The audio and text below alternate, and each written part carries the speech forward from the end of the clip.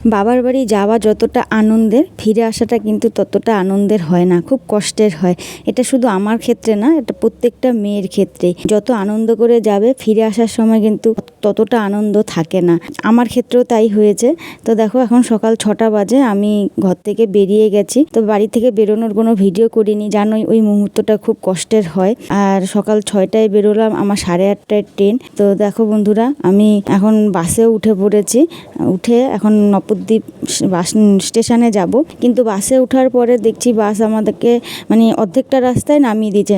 তার মানে নবদ্বীপের যে ব্রিজটা আছে, ব্রিজটা খারাপ আছে। তোর জন্য কি করব, অর্ধেকটা রাস্তায় যে নেমে পড়েছি। নেমে তারপরে আমি টোটো ধরে আবার স্টেশনে গেলাম।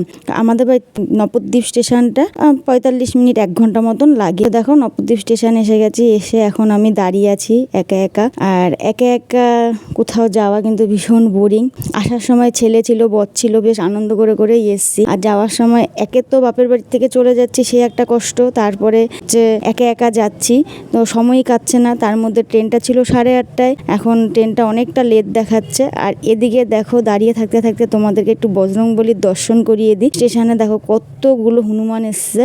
আর এখানে যেহেতু খাবার বিক্রি হচ্ছে, ব্যাস ওরা এই দেখো একটা লোকের ঘাড়ের উপরে গিয়ে উঠে বসেছে। এটা বোধহয় কিছু খাচ্ছিল আর কি, চিপস টিপস খাচ্ছিল, দিয়ে দেখো ঘাড়ের উপরে গিয়ে বসেছে। তো প্রচণ্ড কিন্তু হনুমানের মানে অত্যাচার আছে আমাদের এখানে, কিচ্ছু রাখা যায় না হনুমানের জন্য। তো ফাইনালি দেখো আমার গাড়ি এসে পড়েছে আর কি। আমি যাব হাওড়া লামডিং এক্সপ্রেসে। এটা স্পেশাল।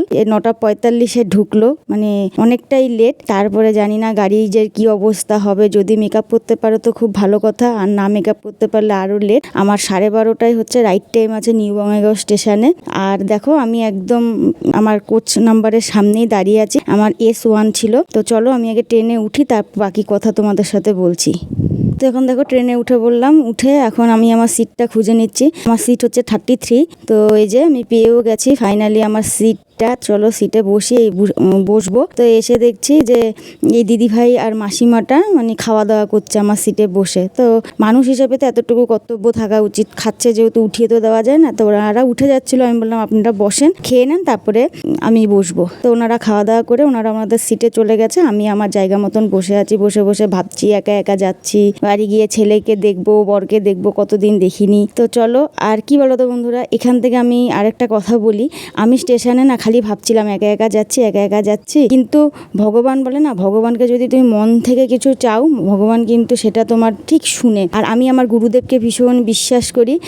আর সেই বিশ্বাসের জোরে আমি যেখানে ছিলাম সেখানে আমরা 6 জন মেয়ে ছিলাম, 6 জনই আমরা জয়গুরুর দীক্ষিত। কি মজা হয়েছে না, আমরা সত্যি খুব মজা করে করে এসছি।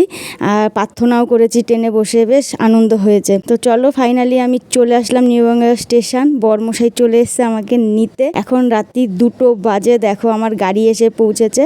আর এখান থেকে আমি বাইক নিয়েই এসছে, বাইকে করে আমি বাড়ি চলে যাব। রাত্রেবেলা নিউ বঙ্গাইগাঁও স্টেশনের বাইরেটা দেখো কি সুন্দর লাগছে। তো ভিডিওটা এখানেই রাখছি, কেমন হয়েছে বলো।